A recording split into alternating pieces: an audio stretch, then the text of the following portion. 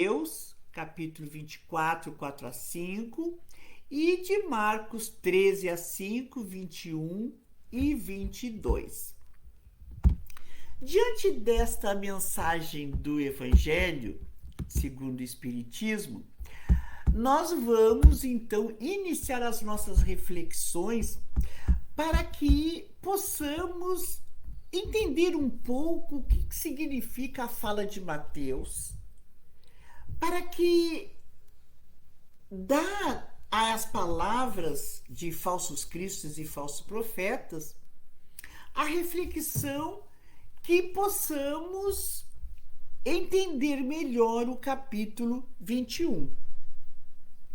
Atribui-se então aos profetas o dom de adivinhar o futuro.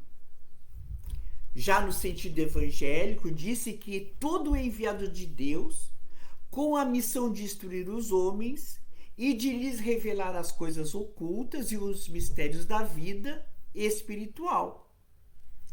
Predição, adivinhar o futuro, ato ou efeito de se afirmar o que vai acontecer. Nós dizemos que é uma profecia, que é uma previsão. Mas no livro dos médiuns, Kardec pergunta aos espíritos se podem os espíritos dar-nos a conhecer o futuro.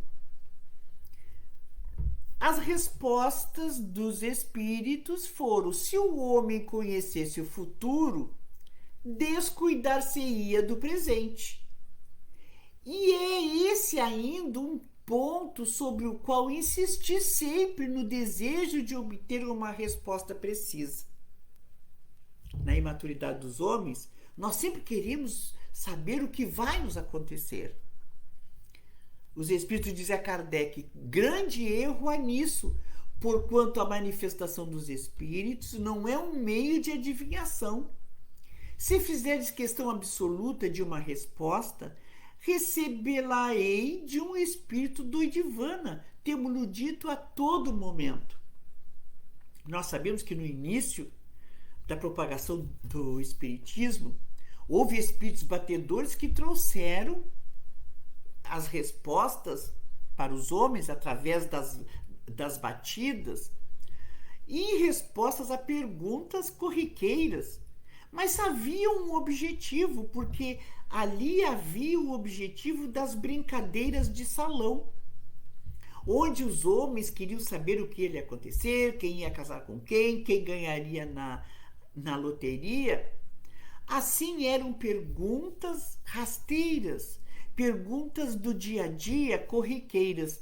E acorriam para este momento espíritos como Kardec nos coloca, espírito doidivanas, que são apropriados para estes momentos.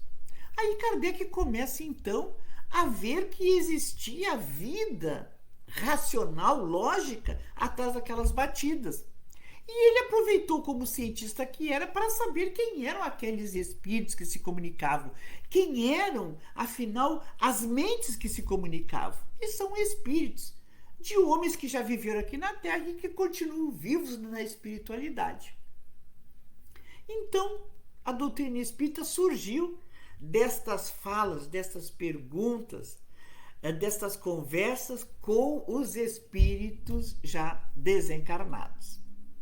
Então, a vez de concluir que o verdadeiro missionário de Deus tem de se justificar pela sua superioridade. Kardec foi o missionário que nos trouxe a revelação, a terceira revelação, o Espiritismo. Então, a mente, a moralidade, ele era alguém realmente com objetivos nobres de trazer aos homens, à humanidade, a terceira revelação. O Espiritismo, de levantar o véu para aqueles mistérios até então que dominavam as mentes infantis dos homens que pensavam que, quando a morte ceifava os corpos biológicos, também morriam as mentes que ocupavam aqueles corpos. Depois, então, com a doutrina de Kardec, o Espiritismo, certamente pelas suas virtudes, Kardec, então, pela grandeza, pela sua influência moralizadora, pelas suas obras, pela missão de que era portador, modificou o cenário da nossa terra, da nossa sociedade. Mas na pergunta 869 do Livro dos Espíritos, com que fim o futuro se conserva oculto ao homem? Se o homem conhecesse o futuro, negligenciaria o do presente e não obraria com a liberdade com que o faz, porque eu dominaria a ideia de que se uma coisa tem que acontecer, inútil seria ocupar-se com ela. Ora, então, por que se ocupar de algo que já viria a acontecer? Não quis Deus que assim o fosse, a fim de que cada um concorra para a realização das coisas, até daquelas a que desejaria opor-se. Assim é que tu mesmo preparas muitas vezes os acontecimentos que há de sobrevir no curso da sua existência. Nós obramos com naturalidade, com responsabilidade, usando o nosso livre-arbítrio, a nossa liberdade de ação. Se nós soubéssemos aquilo que ia nos acontecer amanhã, como nós íamos exercer o livre-arbítrio? Então, lá na epístola de João, fala assim: meus bem-amados, não creiais em todo o espírito, experimentai se os espíritos são de Deus, porquanto muitos falsos profetas já se têm levantado no mundo. Aqui nos abre uma outra janela de reflexão, dizendo-nos que os homens, quando desencarnam, se eles eram moralmente inferiores, continuarão moralmente inferiores na espiritualidade. Que o espírito não se modifica e não fica melhor quando sai do estado físico para o estado espiritual. Ele leva para a espiritualidade as suas tendências, as suas inclinações. Então, quando o espírito inferior que está na espiritualidade se comunica e quer se passar por um profeta, né? São aqueles que vêm ter convosco cobertos de peles de ovelha e que por dentro são lobos rapaces, como Mateus nos diz no capítulo 7, versículo 15 a 20. Se alguém então vos disser, eis aqui o Cristo, ou ele ali, não acrediteis, porque hão de surgir falsos cristos e falsos profetas, que farão e trarão grandes sinais e prodígios, de modo que, se possível fora, enganariam até os escolhidos. Então nós temos que ter o cuidado, saber quem está trazendo aquela mensagem, qual é a bagagem moral, que fundamentação está trazendo aquela fala da espiritualidade. Guardai-vos dos falsos profetas, eles vêm disfarçados de ovelhas, mas são lobos ferozes. Pelos frutos conhecereis. Por acaso colhem-se uvas dos espinheiros ou figos dos cardos?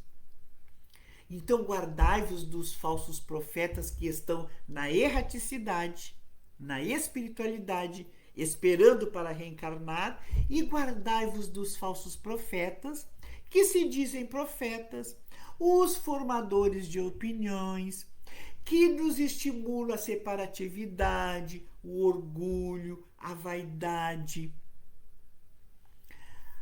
a mentira, aqueles orientadores que nos levam para caminhos equivocados. Então nós temos que ter a consciência de pensar o que aqueles homens estão transmitindo. Que fala é essa? Que pensamento eles estão nos trazendo? Tem coerência? Tem moralidade? Traduzem o amor ensinado por Jesus?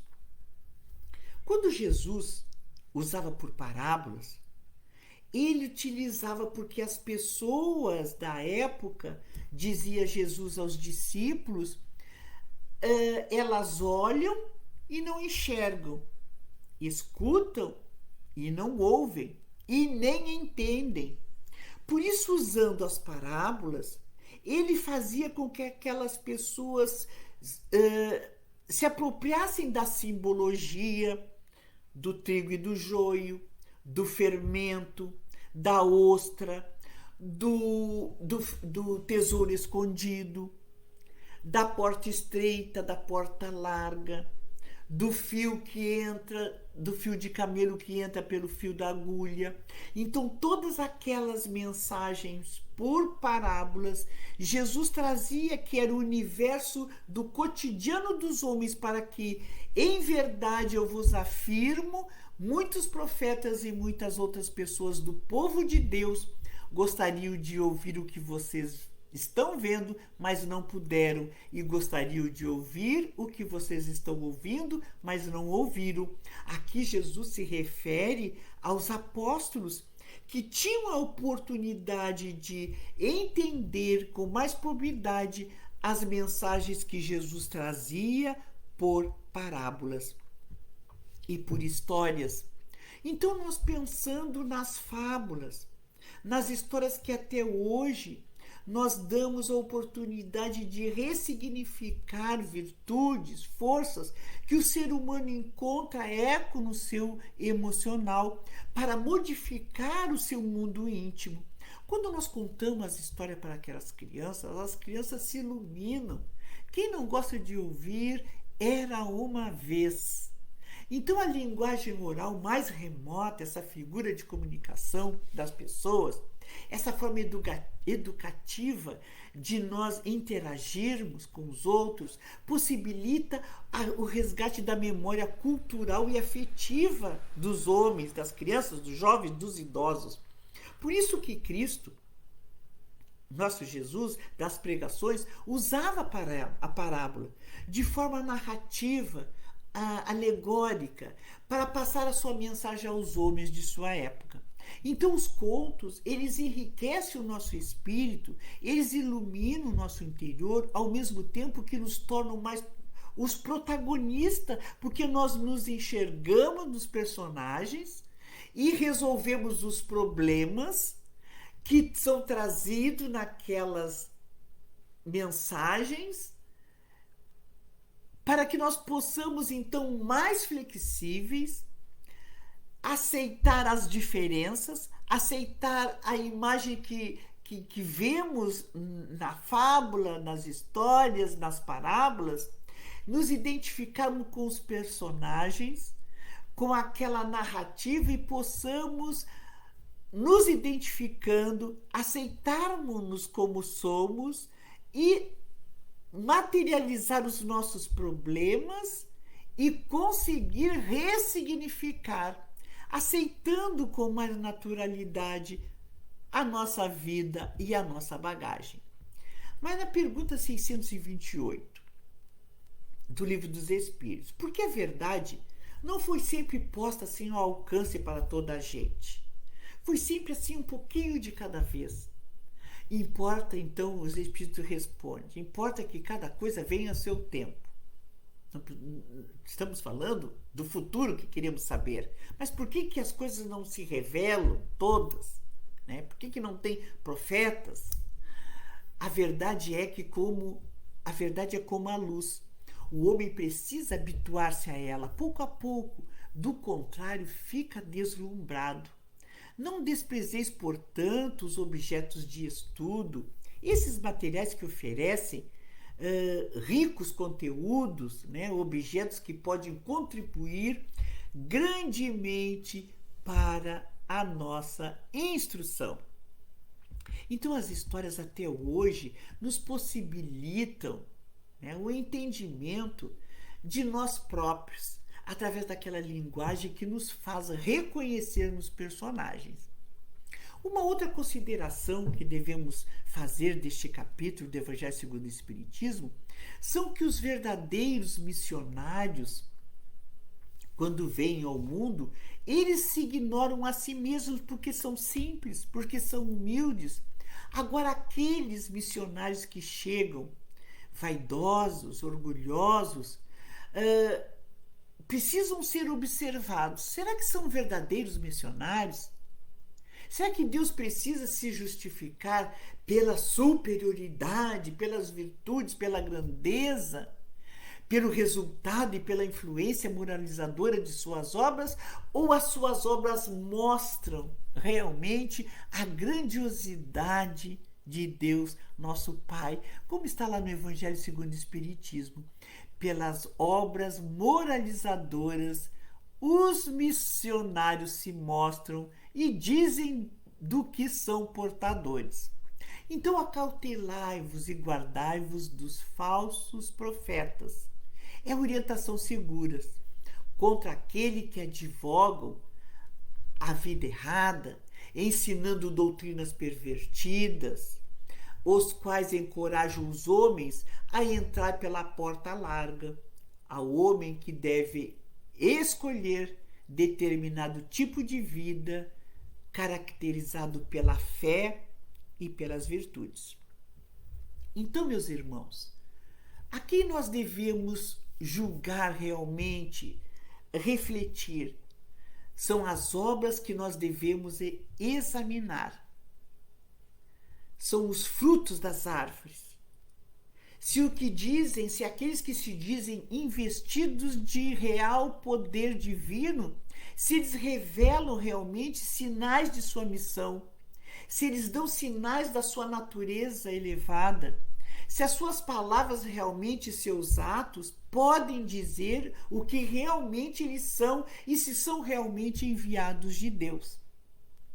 A terra é esta escola, é este hospital, é um presídio, é um sítio malsão. Então o Divino Mestre percorreu há 2000 anos atrás esse educandário de almas, nos trazendo essa mensagem de amor, do perdão, da caridade, da benevolência, da necessidade de olhar o outro como o irmão que ele é, amando-nos assim como somos. E de lá para cá, todos nós estudantes, quantas vezes já repetimos sucessivas vezes o mesmo ano escolar, nascendo várias vezes, tentando perdoar o inimigo, tentando amar o próximo como a si mesmo, amando incondicionalmente, tentando entender as nossas necessidades evolutivas e as necessidades evolutivas do outro, porque o outro é a extensão de nós próprios, porque somos todos irmãos, filhos do mesmo Pai, buscando nessa terra, escola, hospital, presídio, sítio, malsão, a nossa liberdade de consciência, para que juntos, como irmãos, possamos crescer nessa escola da vida. E quanto tempo nós estamos negligenciando esse estudo, como se a Terra, com todos esses conflitos, fosse ela responsável por tudo aquilo que estamos vivendo. Mas tudo aquilo que nós passamos em cada ciclo, em cada reencarnação, é a resposta real das nossas necessidades evolutivas. Ainda somos aquele aluno displicente que a cada ciclo, que a cada ano, saímos sem renovar os nossos hábitos, os nossos pensamentos, e como alunos displicentes complicamos muito mais a nossa caminhada com as nossas consciências equivocadas. No Evangelho segundo o Espiritismo, nos fala que os falsos profetas não se encontram só nos encarnados, vamos refletir mais uma vez, mas também no mundo espiritual. Então, o Espiritismo revela essa outra categoria bem mais perigosa, que nos trazem mensagens no qual muitas vezes nós sintonizamos pelo pensamento e damos asas à nossa imaginação, pensando e imaginando, obrando através dos vícios, da maledicência, das injúrias, das violências, com esses irmãos na espiritualidade que nos impulsionam a obrar negativamente para os nossos destinos se tornarem cada vez mais complicados, porque estamos numa escola que podemos retomar na próxima encarnação no mesmo ciclo onde paramos. Então, meus amigos, refletindo então que esta hora ela exige atenção e cuidado, está lá no livro Perturbações Espirituais, onde nós estamos com 8 bilhões já de habitantes no planeta Terra e uma população espiritual 5 vezes maior, nos diz a espiritualidade, 6 vezes maior. Então é hora de atenção e cuidado ante o número expressivo de lobos disfarçados de ovelhas, com vozes mansas e venenos nas palavras, que aparentam humildade forçada e são possuidores de ira incontrolável. Então, neste livro de Valdo Franco, através de Manuel Filomeno de Miranda, nos fala que nós tenhamos cuidado com os pensamentos da espiritualidade que nós estamos agasalhados, que são lobos disfarçados de ovelhas. Então, que nós não sejamos indiferentes ao aprendizado, nem nos julguemos privilegiados, mas também as nossas lutas não passam despercebidas. Está lá no Cristo Consolador, no capítulo 6 do Evangelho segundo o Espiritismo. Vinde a mim, todos vós que estáis aflitos e sobrecarregados, que eu vos aliviarei. Jesus não nos promete curar-nos, e sim retirar-nos da bênção das obrigações que nos cabe cumprir perante as leis de Deus, mas sim, Ele nos promete aliviar-nos e auxiliar-nos. Confiemos. Para terminar, meus amigos, nós achamos prudente, importante, relembrar aquela mensagem psicofônica recebida pelo médium Divaldo Franco no encerramento das comemorações do centenário do nascimento de Chico Xavier, realizada lá no Centro de Convenções Ulisses Guimarães, em Brasília, na tarde do ano de 2010, no dia 18 de abril, que fala assim: estamos agora em um novo período. Estes dias assinalam uma data muito especial, a data da mudança do mundo de provas e expiações para o mundo de regeneração. A grande noite que se abatia sobre a terra lentamente deu lugar ao amanhecer de bênçãos. Retroceder não é mais possível. Firmastes um compromisso com Jesus antes de mergulhastes na indumentária carnal e de servi-lo com abnegação e devotamento. Fidelidade, mesmo em sacrifício. Devemos então reviver os dias inovidáveis da época do martirológio. Seremos convidados não somente ao aplauso, ao entusiasmo, ao júbilo, mas também ao testemunho. O testemunho silencioso nas paisagens internas da alma, o testemunho por amor àqueles que não nos amam, o testemunho da abnegação no sentido de ajudar aqueles que ainda se comprazem em gerar dificuldades, tateando inutilmente obstaculizar a marcha do progresso. São os falsos cristos e os falsos profetas. O planeta experimenta suas mudanças físicas, geológicas. As mudanças morais são inadiáveis. Mas que os outros reclamem, que os outros se queixem, que os outros debraterem, mas que nós outros guardemos nos refolhos da alma o compromisso de amar e amar sempre, trazendo Jesus de volta. Jesus, filhas e filhas queridos, espera por nós. Que seja o nosso escudo, o amor, as nossas ferramentas, o amor, e a nossa vida, um hino de amor. Estejam, pois, atentos para os acontecimentos, meus filhos. Reflitam a respeito do trabalho no posto de serviço onde se encontrem. Sejam todos e cada um foco de luz e fonte de apoio. Não repitam a experiência da mulher de Ló, o patriarca hebreu que, possuidora de fé frágil, olhou para trás em busca dos prazeres perdidos, transformando-se em estátua de sal, desiludida pela aridez das falsas ilusões. Os dias de lutas e de dores assemelham-se ao ais apocalípticos.